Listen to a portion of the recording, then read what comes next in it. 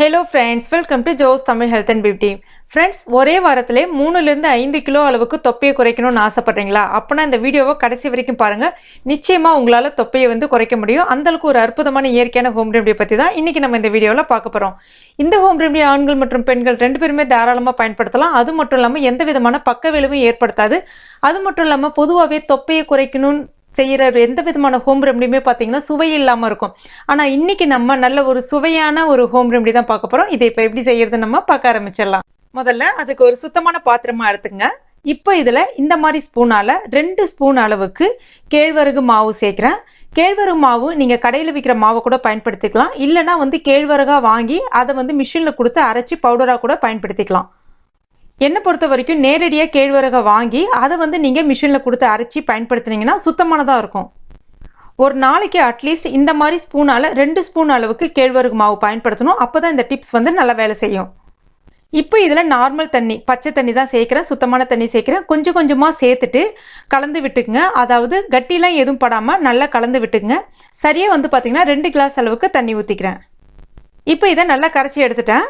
பொதுவாகவே பார்த்திங்கன்னா இந்த மாவு, அதாவது நம்ம கூழ்லாம் செய்ய போகிறோம்னா இந்த மாவு நைட்டில் கரைச்சி வச்சுட்டு புளிக்க வச்சுட்டு மறுநாள் காலையில் கூழ் செய்வோம். அந்த புளிச்ச மாவில் நம்ம கூழ் செய்யும்போது பார்த்திங்கன்னா உடலுக்கு ரொம்ப ஆரோக்கியமானது. உடல் எடை அந்த மெத்தடில் பண்ணும்போது நல்லா ஏறும். ஆனால் இன்றைக்கி நம்ம பார்க்க போகிற மெத்தட் பார்த்திங்கன்னா ஒரே வாரத்தில் உங்களுடைய தொப்பை இருந்த இடமே தெரியாமல் போயிடும். சரி, இப்போ இதை நம்ம அடுப்பில் வச்சிடலாம். சரியாக மீடியம் ஃப்ளேமில் வச்சுருங்க. சரியாக ஒரு 8லேருந்து 10 நிமிஷத்துக்குள்ளே இது ரெடி ஆகிடும். ஒரு தடவை கைவிடாமல் கலந்து விட்டுட்டே இருங்க. எதுக்காக அப்படின்னா கட்டிப்படும். சூடு ஏற ஏற இது சட்டுன்னு கட்டிப்பட ஆரம்பிக்கும். அதனால் கைவிடாமல் கலந்து விட்டுட்டே இருங்க. ஒரு 5 நிமிஷத்தில் நல்லா இந்த மாதிரி கட்டியாகி வர ஆரம்பிக்கும். உங்களுக்கு இந்த ஸ்டேஜில் தண்ணி பத்தாத மாதிரி இருந்துச்சுன்னா நீங்கள் தாராளமாக பச்சை தண்ணி கொஞ்சமாக சேர்த்துட்டு கலந்து விட்டுட்டே இருங்க. இதனுடைய நிறம் ஸ்டார்டிங் ஸ்டேஜில் பார்த்தீங்கன்னா உங்களுக்கு பால் போல் வெண்மை நிறமாக இருக்கும். போக போக பார்த்தீங்கன்னா கொஞ்சம் நல்ல டார்க் ப்ரௌனாக மாற ஆரம்பிக்கும். இப்போ இந்த ஸ்டேஜில் ஒரு 1/4 ஸ்பூனுக்கு குறைவாகவே, அதாவது ஒரு பிஞ்ச் அளவுக்கு மிளகு பொடி சேர்த்துக்குங்க. மிளகு ஒரு 10 மிளகு நீங்கள் தட்டிட்டு கூட சேர்த்துக்கினாலும் சேர்த்துக்கலாம். அதுக்கு அடுத்து தான் இதில் தேவைக்கேற்ப உப்பு, ரொம்ப நிறைய உப்பு சேர்க்க வேணாம். ஒரு அரை உப்புன்னு சொல்லுவாங்க இல்லையா, பாதி உப்பு, அந்த அளவுக்கு சேர்த்துக்குங்க. சேர்த்துட்டு ஒரு தடவை நல்லா கலந்து விட்டுடுங்க. இப்போ ஒரு 10 நிமிஷம் ஆயிடுச்சு. நல்ல நிறம் மாதிரி வந்திருக்கு பாருங்கள். இதுதான் சரியான பதம். இப்போ ஸ்டவ்வை ஆஃப் பண்ணிவிடுங்க. இது இப்போ ரெடி ஆகிடுச்சு. இது இப்போ எப்படி சாப்பிட்ணும் அப்படின்றத பற்றி பார்க்கலாம். இதை நீங்கள் காலையில் வெறும் வயிற்றில் தான் சாப்பிட்ணும் அப்படிலாம் கிடையாது. உங்களுடைய காலை உணவாக, அதாவது நம்ம இட்லி டிஃபன் ஏதாவது எடுத்துக்கிறோம் இல்லையா, அதுக்கு பதிலாக இதை நீங்கள் இந்த அளவுக்கு எடுத்துக்கணும். இப்போ இந்த கப்பில் பார்த்தீங்கன்னா சரியாக ஒரு 1/4 கப் அளவுக்கு இருக்குது பாருங்கள். இந்த அளவுக்கு நீங்கள் தாராளமாக எடுத்துக்கலாம்.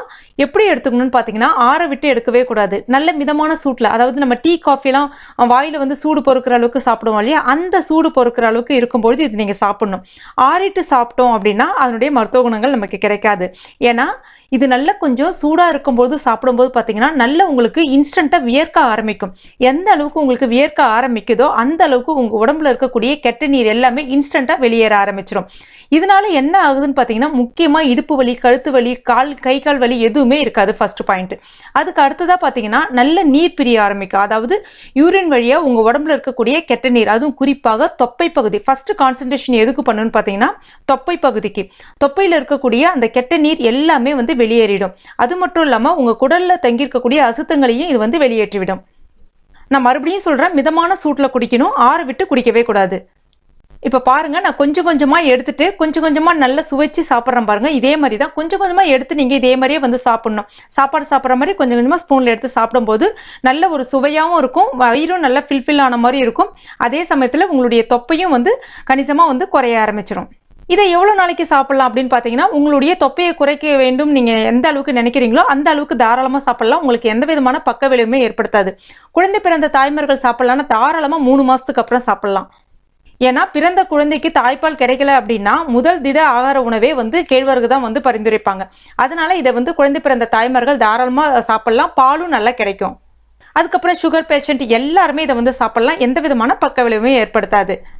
எவ்வளோ நாளைக்கு சாப்பிட்லான்னு நான் மறுபடியும் சொல்கிறேன். இது நீங்கள் ஒரு வாரம் தொடர்ந்து சாப்பிடுங்க, நடுவில் கேப் விடணும் அப்படிலாம் கிடையாது. உங்களுக்கு ரீச் ஆகிட்டீங்க அப்படின்னா நீங்கள் ஸ்டாப் பண்ணிடலாம். ஆனால் வாரத்தில் அட்லீஸ்ட் ஒரு தடவை எடுத்துக்கும் போது நீங்கள் மேற்கொண்டு எடுத்துக்கக்கூடிய உணவுமுறை மாற்றங்களால் மறுபடியும் உங்களுக்கு தொப்பை வரது காரணமாக இருந்துச்சுன்னா அந்த தொப்பையை இது ரொம்ப எளிமையாக கரைத்து விடும். கண்டிப்பாக வாக்கிங் அதெல்லாம் போகணுமானா நிச்சயமாக போகவே வேண்டாம். அந்த அளவுக்கு உங்களுடைய தொப்பையை குறைச்சிடும். ஃப்ரெண்ட்ஸ் கண்டிப்பாக நீங்கள் ட்ரை பண்ணி பாருங்கள். ட்ரை பண்ணி பார்த்துட்டு உங்கள் வேல்யூபிளான கமெண்ட்டை என் கூட ஷேர் பண்ணிங்க. இந்த வீடியோ உங்களுக்கு பிடிச்சிருக்கும் நம்புறேன். பிடிச்சிருச்சுன்னா லைக் பண்ணுங்கள், ஷேர் பண்ணுங்கள். மேலும் இது போன்ற பயனுள்ள குறிப்புகளுக்கு நம்ம சேனலை இது வரைக்கும் நீங்கள் சப்ஸ்கிரைப் பண்ணாத நண்பர்கள் இருந்தீங்கன்னா உடனே சப்ஸ்கிரைப் பண்ணிங்க. கூடவே மறக்காம அந்த பெல் நோட்டிஃபிகேஷன் சிம்லி ப்ரெஸ் பண்ணிங்க. தேங்க்யூ.